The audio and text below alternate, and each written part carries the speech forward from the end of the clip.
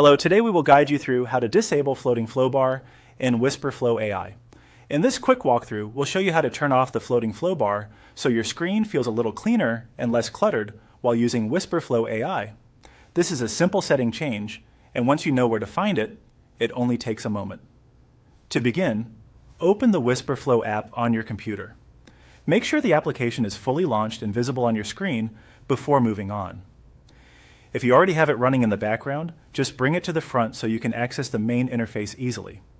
Once the app is open, look toward the bottom left corner of the window for the Settings option.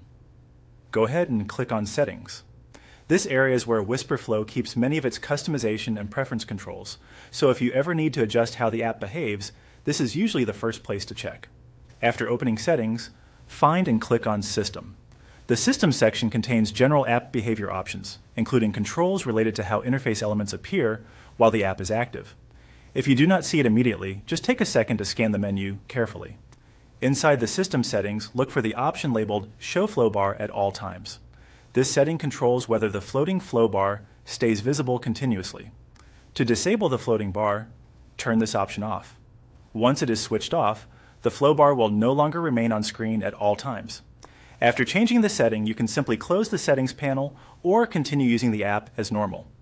In most cases, the change takes effect right away, so there is usually no need to restart the app. If the bar still appears for a moment, give the interface a second to update. This adjustment can be especially helpful if you want a more distraction-free workspace or if the floating bar gets in the way of other windows and tools while you work.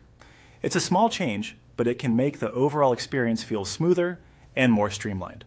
And that's all there is to it. You've successfully disabled the floating flow bar in Wispr Flow AI by opening the app, going into Settings, selecting System, and turning off Show Flow Bar at all times. Thanks for following along, and we hope this helps make your setup more comfortable and easier to use.